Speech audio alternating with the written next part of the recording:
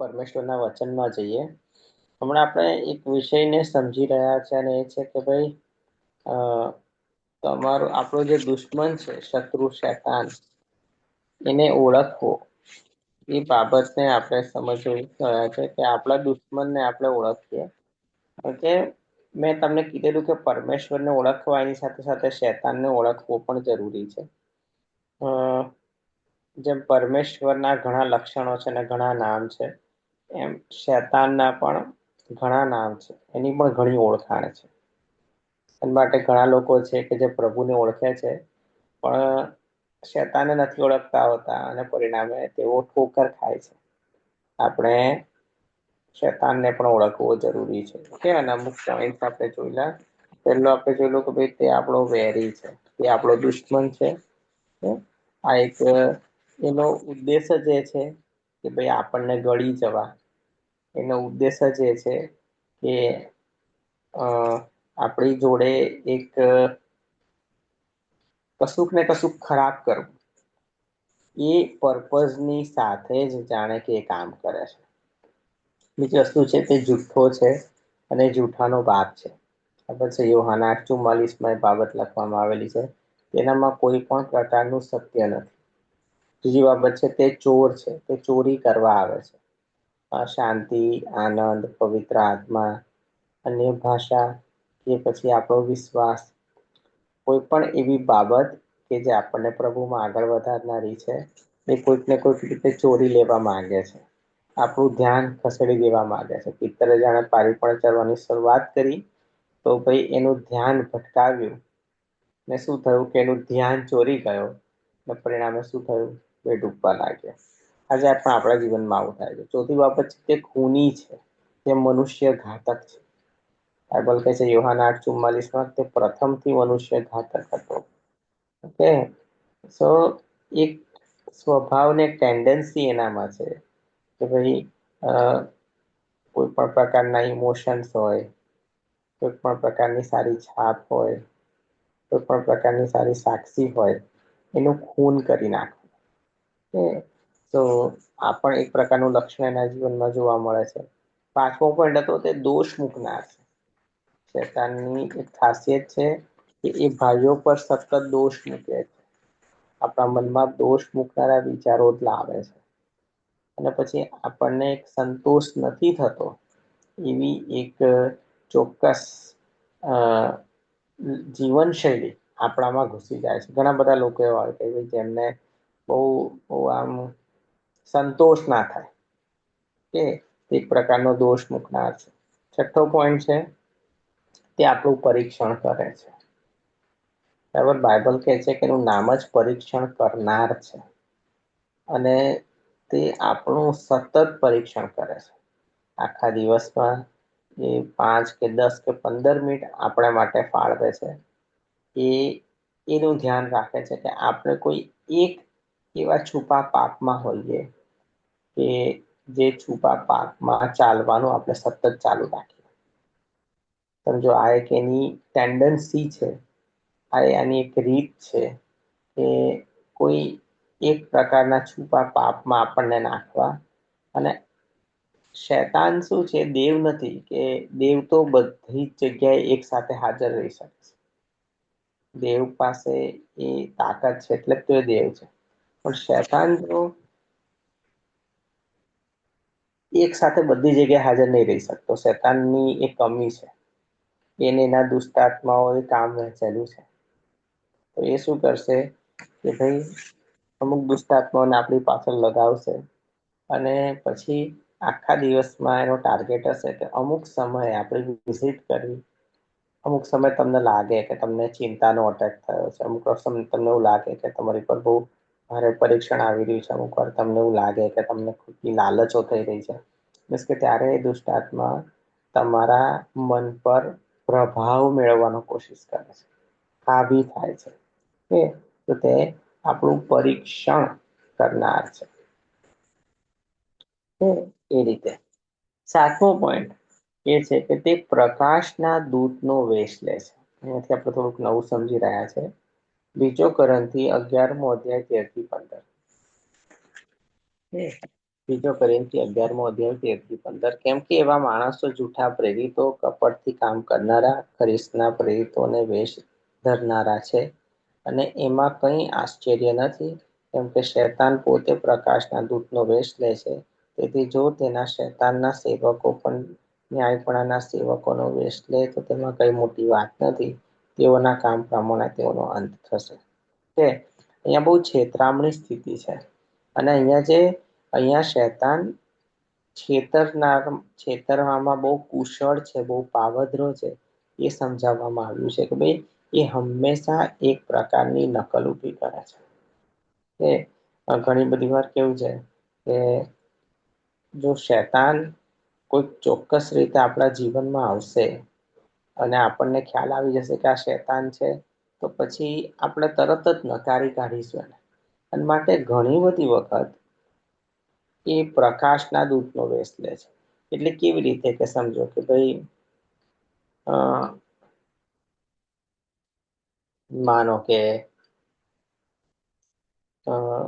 કોઈકે દિલીપભાઈનું અપમાન કર્યું.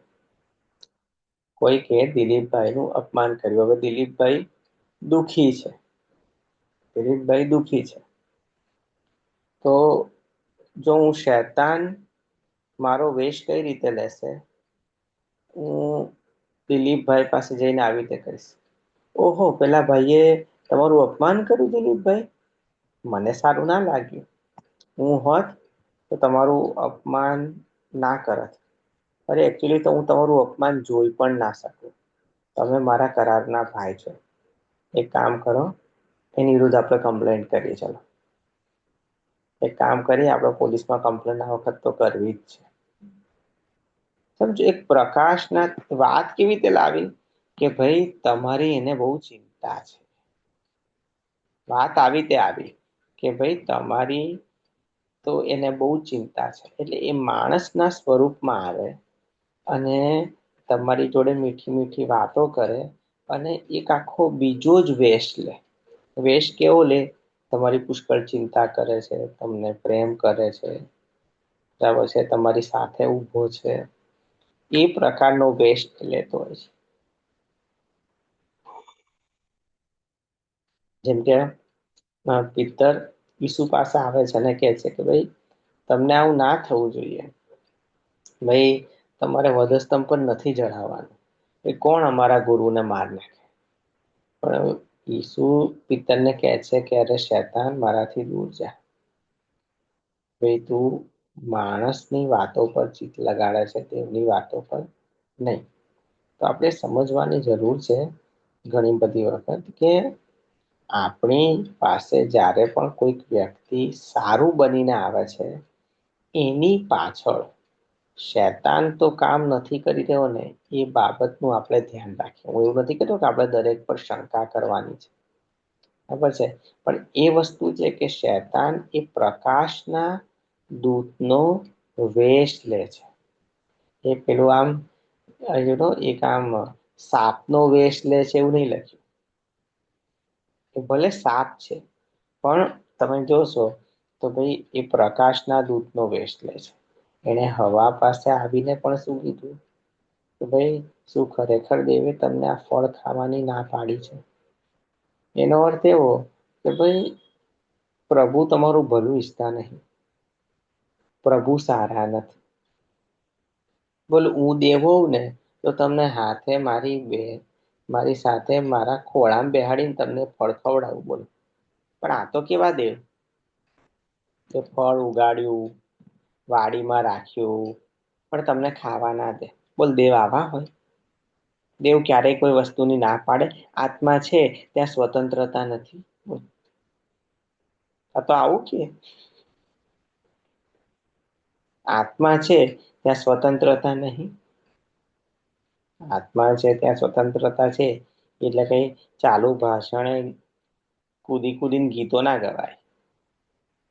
એ વર્શિપમાં કરવાનું હોય, ભાષણમાં તમે લાગી પડો, એ કઈ સ્વતંત્રતા નથી. પણ પોઈન્ટ છે કે ભાઈ એણે એ પ્રકાશના દૂતનો વેશ એ સમયે એ રીતે લીધો કે એણે હવાને કન્વિન્સ કરી દીધી કે પ્રભુ કરતા તો મારું હૃદય તારા માટે સારું છે.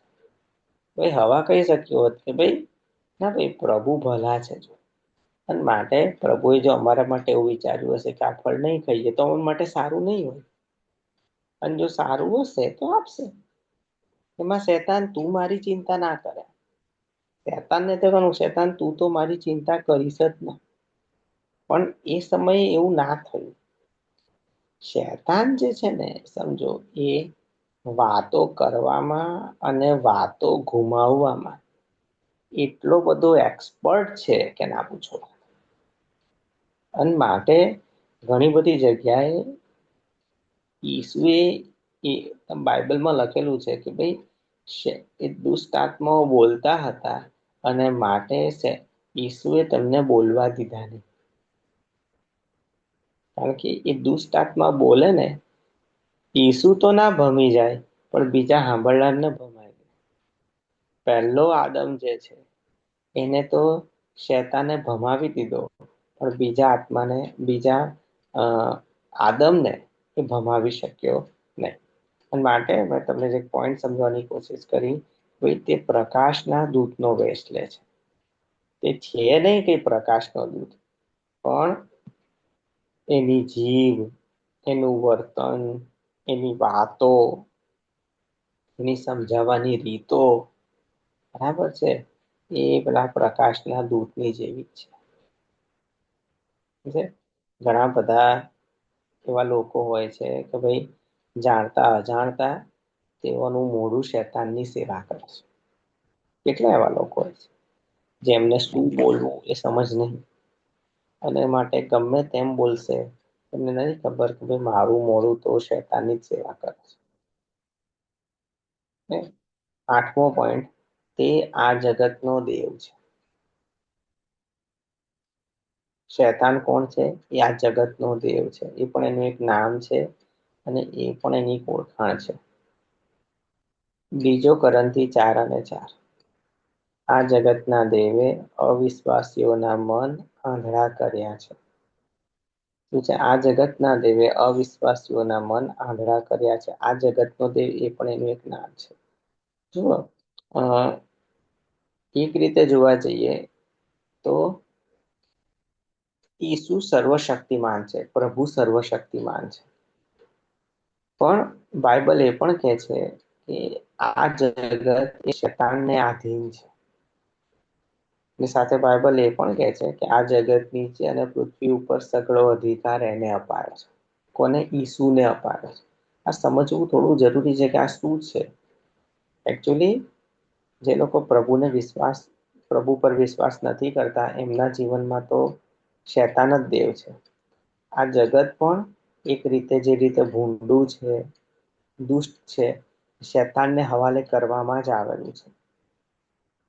પણ એની સાથે આ જગતની ઉપર ફાઇનલ અધિકાર આજે પણ દેવનો જ છે. આકાશ નીચે અને પૃથ્વી ઉપર સઘળો અધિકાર મને અપાયો છે. કે તો શૈતાન પણ દેવના અધિકાર નીચે છે. શૈતાનની આખી સેના પણ દેવના અધિકાર નીચે છે. અને નર્ક પણ દેવના અધિકાર નીચે છે. કે પણ એની સાથે આપણે એ સમજવાની જરૂર છે કે શૈતાનની સૌથી મોટી તાકાત કોણ છે? તારણ નહીં પામેલા લોકો એ શૈતાનની એક સૌથી મોટી તાકાત છે. અને જાણે કે ભાઈ જે એને અવિશ્વાસીઓના મન જે છે એ આંધળા કરી દીધા.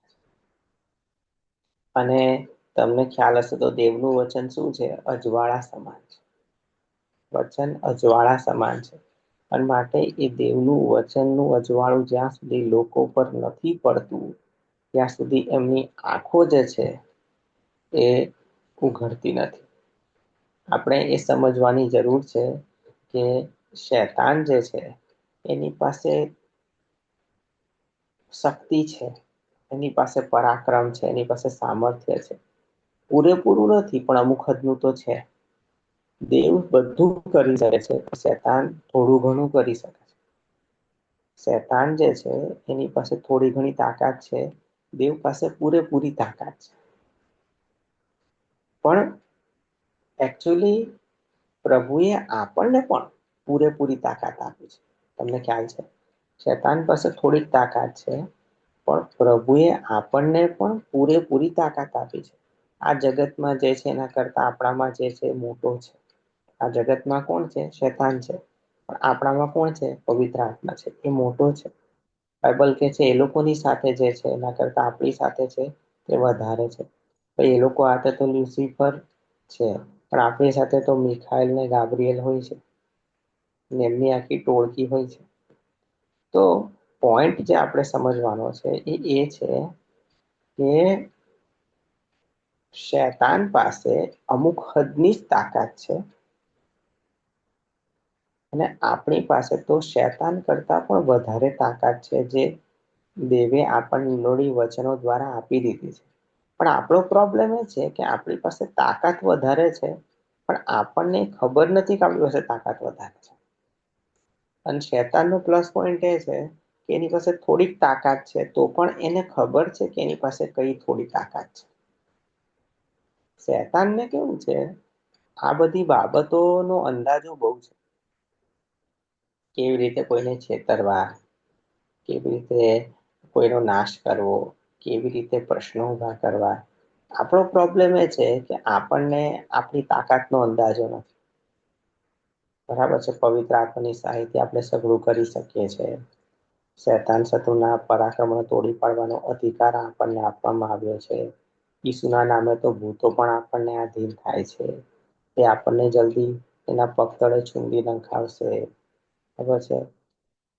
પછી ત્યારબાદ આપણે જોઈએ તો પછી ઘણા બધા વચનો છે.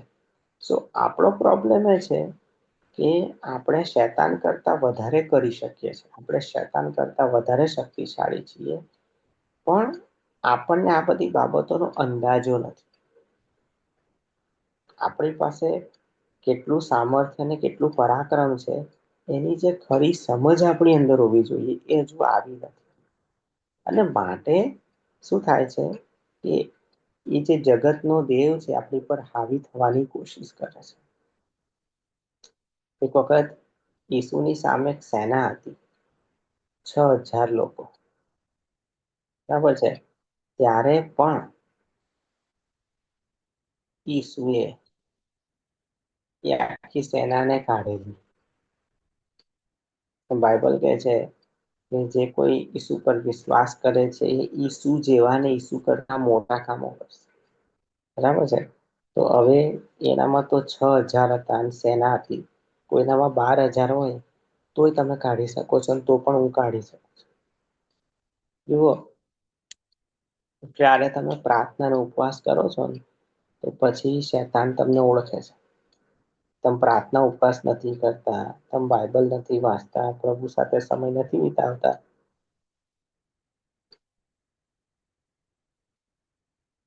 તો શૈતાન તમને નથી ઓળખતો. શૈતાન તમને ક્યારે ઓળખે છે? સ્કેવાના દીકરાઓને શૈતાન નતો ઓળખતો, પાઉલને ઈસુને ઓળખતો. તો એ રીતે જ સમજો કે તમને પણ શૈતાન ક્યારે ઓળખશે? જ્યારે તમે પ્રભુ સાથે સમય વિતાવશો, વચનોની કબૂલાત કરશો, જ્યારે તમે પ્રાર્થના અને ઉપવાસમાં બેસશો, ઘૂંટણો પર આવશો, દેવ પાસે પરાક્રમ માંગશો, ત્યારે શૈતાન તમને ઓળખશે. બરાબર છે. તો તે આ જગતનો દેવ છે. બરાબર છે. એ આપણો મુખ્ય પોઈન્ટ છે. અને જગત એના અધિકાર નીચે છે. બરાબર છે. પણ તમે એના કરતા વધારે શક્તિશાળી છો. તમે એને હરાવી શકો છો.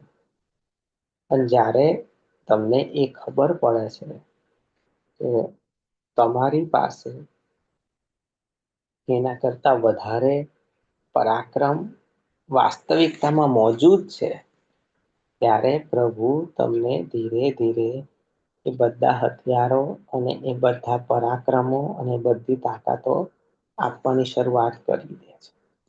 પછી તમે એની સામે લડી શકો છો. યાદ રાખો, શૈતાન પાસે થોડુંક જ છે, વધારે નથી.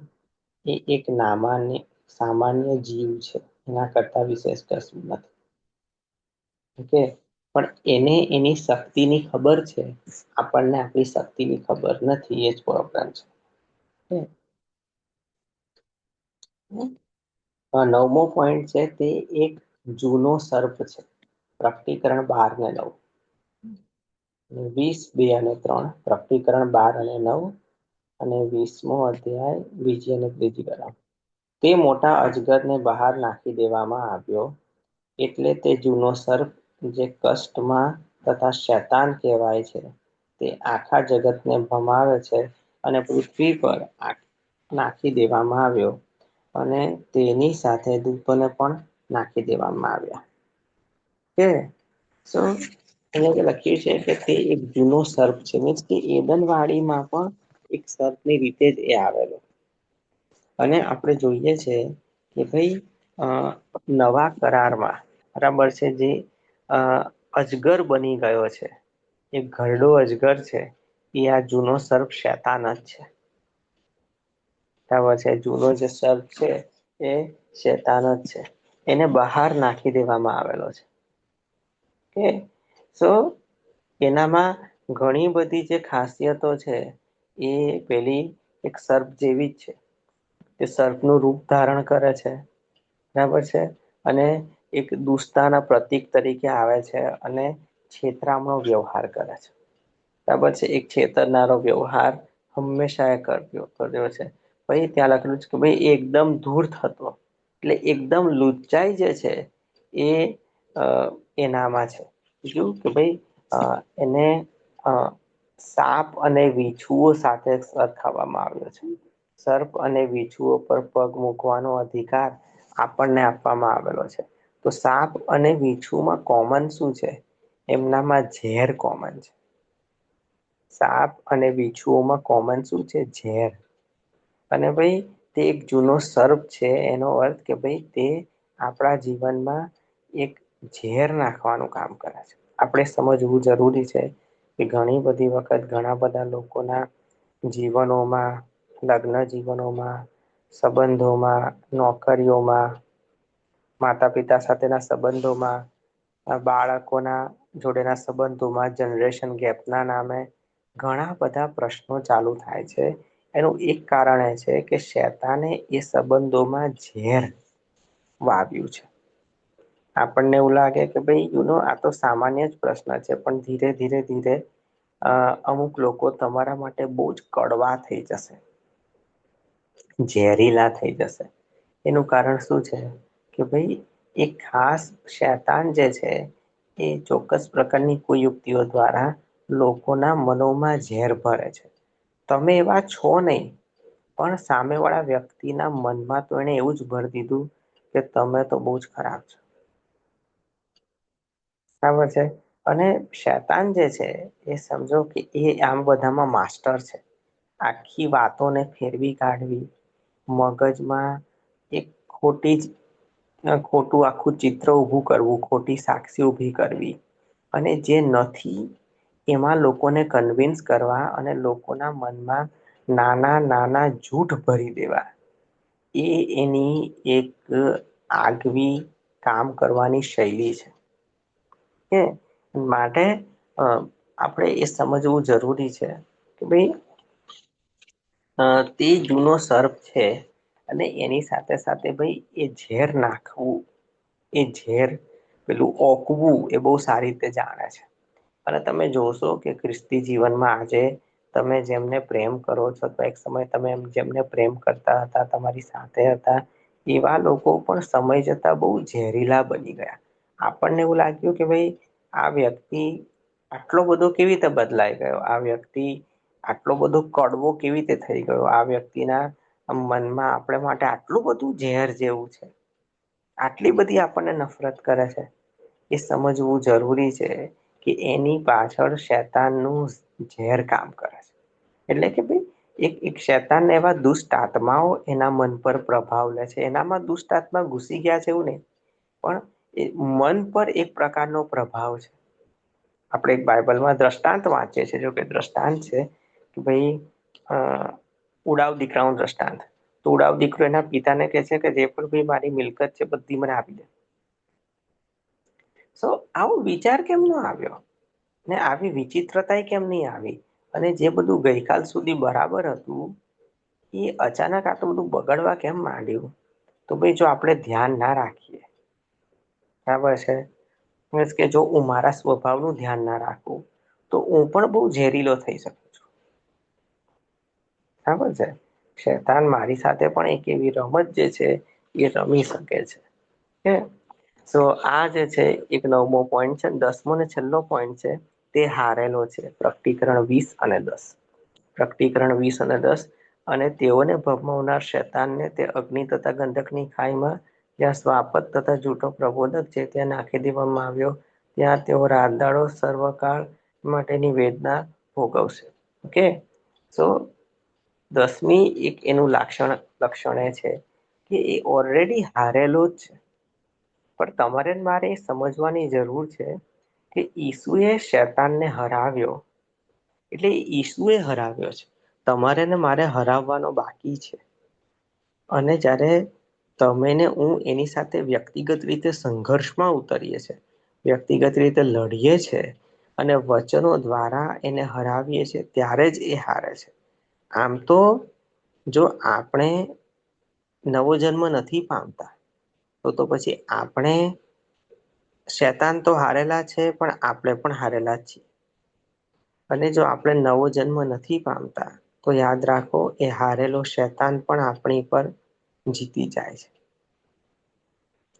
શેતાન હારેલો છે પણ એ ઈસુ ખ્રિસ્તે એને હરાવેલો છે. પણ હજુ તમારે ને મારે વ્યક્તિગત રીતે એને હરાવવાનો બાકી છે. આપણી પર પરીક્ષણ આવે છે ત્યારે આપણે એને હરાવવાનો છે. આપણી પર લાલચો આવે છે ત્યારે આપણે એને હરાવવાનો છે. જ્યારે આપણને એ દેવના ધોરણની વિરુદ્ધ લઈ જાય છે ત્યારે આપણે એને હરાવવાનો છે. પણ જો આપણે ત્યારે એને નથી હરાવતા તો પછી હારેલો શેતાન પણ આપણી પર જીતે છે. જુઓ, શેતાન જે છે એ પોતાનું છેલ્લું યુદ્ધ તો હારી જ ચૂક્યો છે. એ નર્કમાં જ જવાનો છે, કોઈ ચાન્સીસ નથી. માણસો માટે ચાન્સ છે કે લોકો સ્વર્ગમાં જાય, પણ શેતાન માટે કોઈ ચાન્સ નથી. એટલે શેતાન તો હારેલો જ છે. એટલે છેલ્લું યુદ્ધ તો એ હારી જ ગયો છે.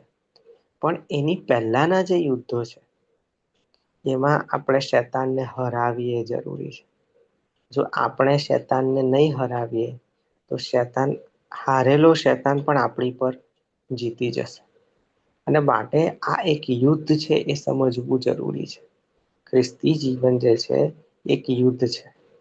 અને તમે કે હું કાં તો શેતાનની સાથે સંમત થઈ શકીએ છે, કાં તો પ્રભુ સાથે. આ બે જ રસ્તા છે, કોઈ ત્રીજો રસ્તો નથી. કોઈ એવું કે હું કોઈ પસંદગી કરું છું કે હું તો તટસ્થ છું, હું તો ન્યુટ્રલ છું. ના, એવું નથી. એવું કશું જ નથી. કાં તો તમે પ્રભુ સાથે સંમત થઈ શકો છો, કાં તો શેતાન સાથે. ત્રીજો કોઈ રસ્તો છે જ નહીં.